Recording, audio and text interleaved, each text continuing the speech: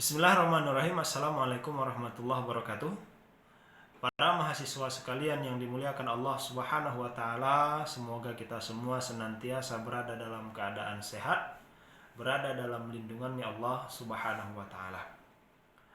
Pada pertemuan yang ketiga kita ini, di mana pokok bahasan kita adalah agama, ya. Kenapa pembahasan ini perlu disampaikan? Ini tujuannya adalah perlu kita ketahui bersama bahwa seorang manusia yang hidup tanpa agama, maka sejatinya ia hidup tanpa aturan dan kemudian hidup tanpa tujuan. Karena nanti agama itulah yang akan mengatur pola hidup seseorang, dan agama itulah yang akan menentukan tujuan hidup seseorang, ya. Pertama yang perlu kita bahas adalah agama dan agama Islam. Pertanyaannya, apakah hanya agama Islam saja yang memang harus disampaikan dan harus dikatakan layak sebagai agama? Tidak, ya. Justru seorang yang tidak beragama jauh lebih hina hidupnya daripada orang yang beragama walaupun tidak beragama Islam. Kenapa? Karena sejatinya dengan ia beragama walaupun agamanya tidak agama Islam, ia sudah memiliki panduan dalam kehidupannya dan ia sudah memiliki tujuan dalam kehidupannya. Sementara orang yang tidak beragama, atau yang sering kita dengar dengan istilah kalau dalam bahasa Arab al-ilhad, ya, atau ateis, ya. Ateisme adalah orang yang tidak memiliki agama dan tidak memiliki panduan dalam kehidupannya. Sebetulnya ini jauh lebih hina daripada orang yang beragama walaupun ia tidak beragama Islam. Jadi ada istilah agama samawi. Agama yang turun daripada Allah Subhanahu wa taala itu ada 3 agama. Yang pertama itu agama Islam, kemudian agama Yahudi, kemudian agama Nasrani. Ini ketiganya ad-dinus samawi, adalah agama yang turun daripada langit.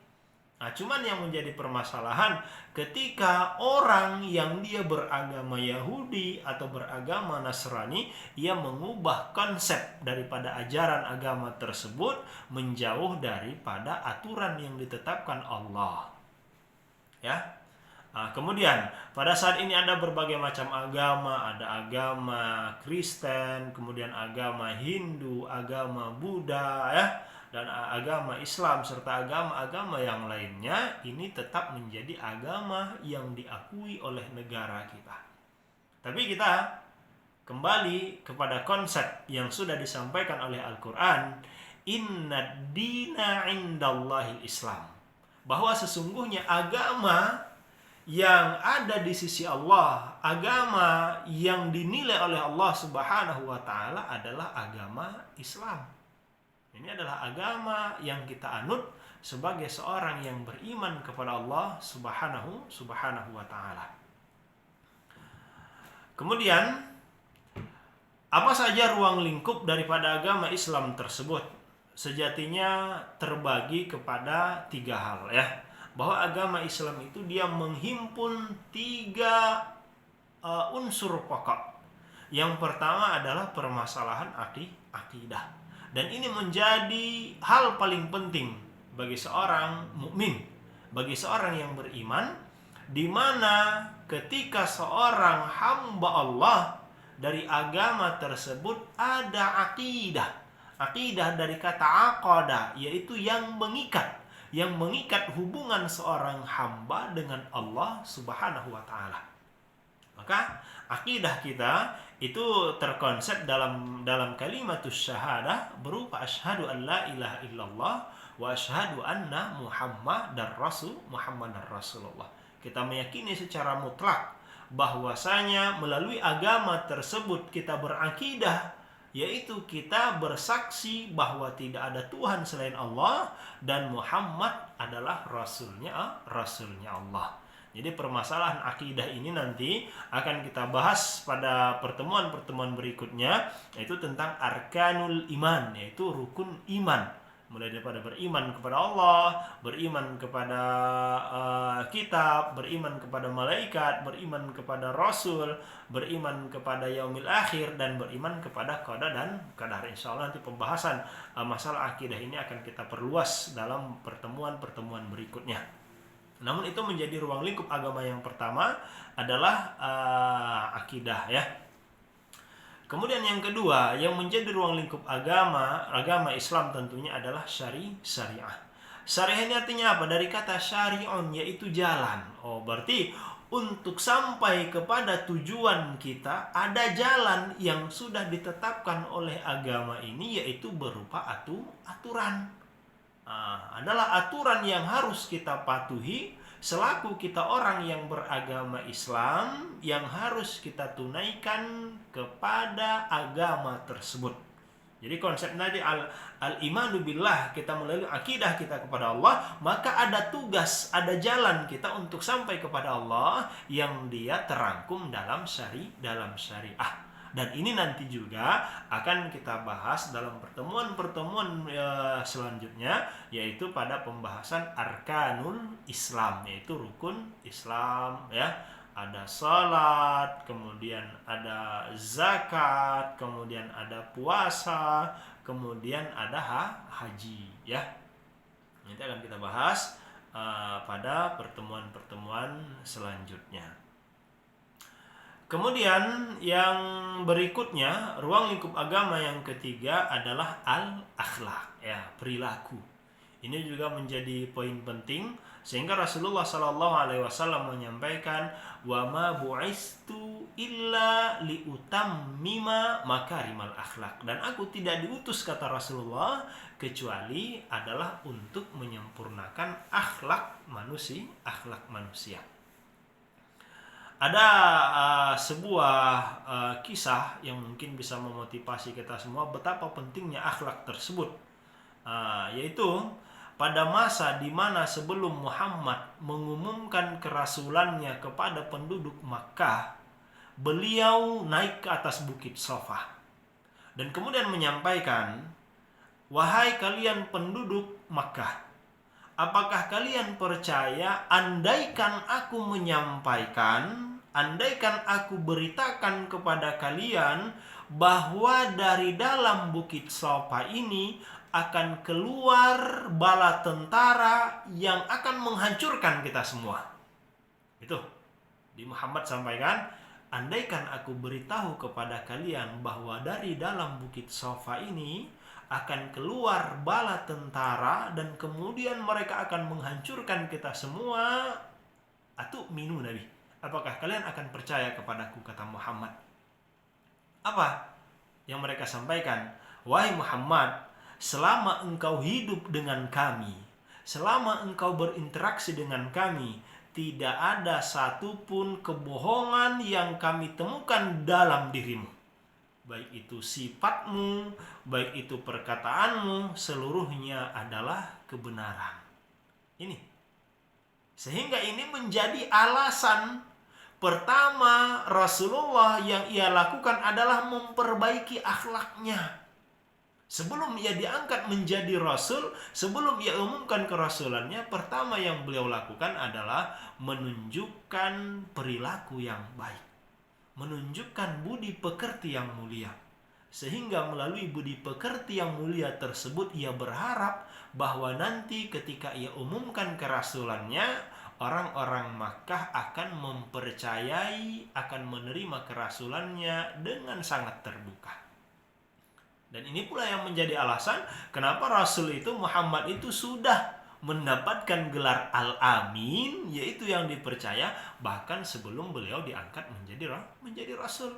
Sebelum diangkat menjadi Rasul, beliau sudah mendapatkan gelar Al-Amin. Yang memberikan siapa? Penduduk Makkah. Orang-orang yang belum beriman kepada Allah dan belum mengakui kerasulan Muhammad pada masa itu.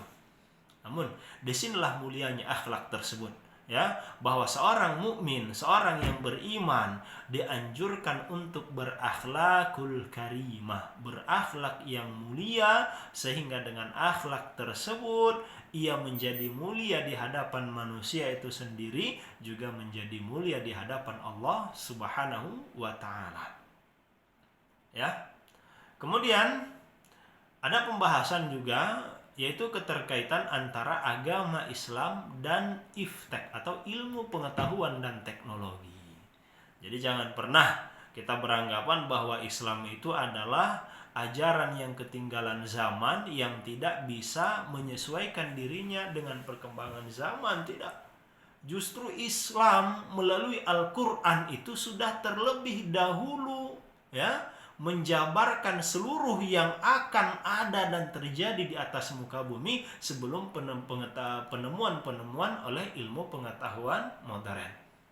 Contohnya, seperti yang sudah kita sampaikan di awal tadi tentang penciptaan alam pada pertemuan sebelumnya kan, tentang penciptaan alam, tentang penciptaan manusia, ini kan sudah terlebih dahulu dikaji oleh Al-Quran.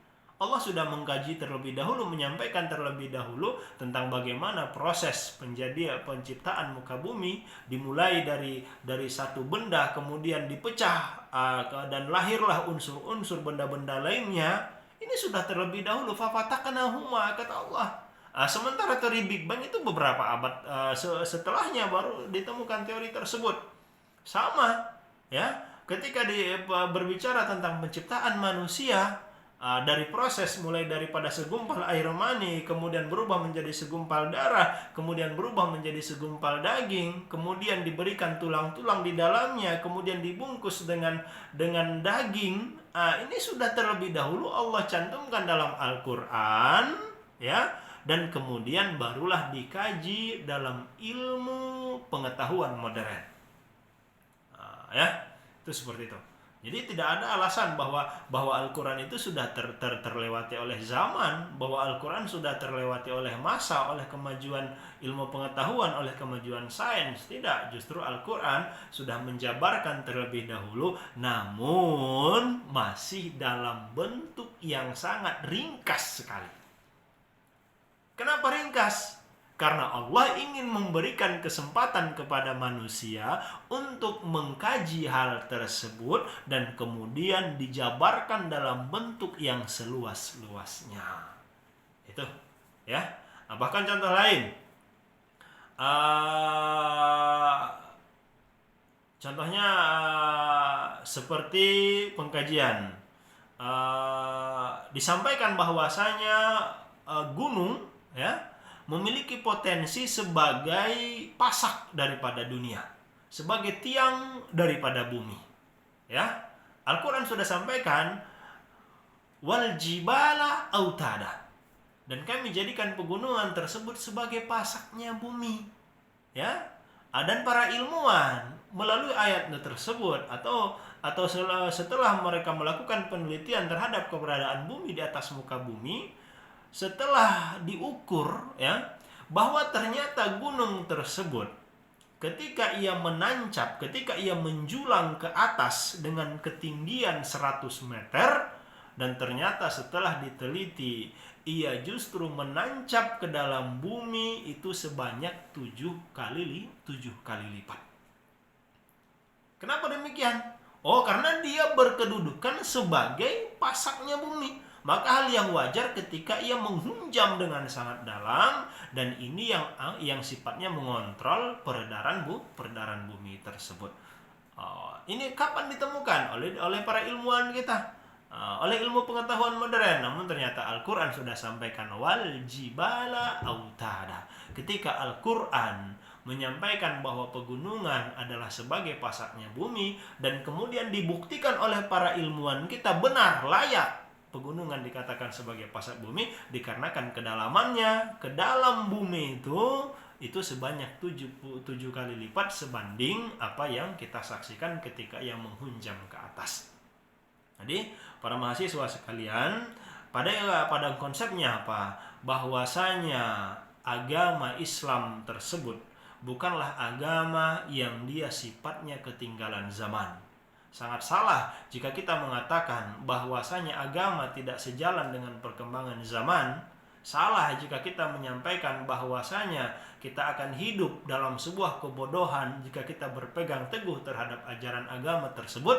Namun sebaliknya, manusia akan menjadi mulia Orang mukmin akan semakin mulia di sisi Allah Subhanahu wa taala ketika ia mampu menjalankan norma-norma agamanya, ia istiqomah melaksanakan ajaran agamanya, ya, dan ini pada akhirnya yang akan menghantarkan kemuliaan baginya di sisi Allah Subhanahu wa taala.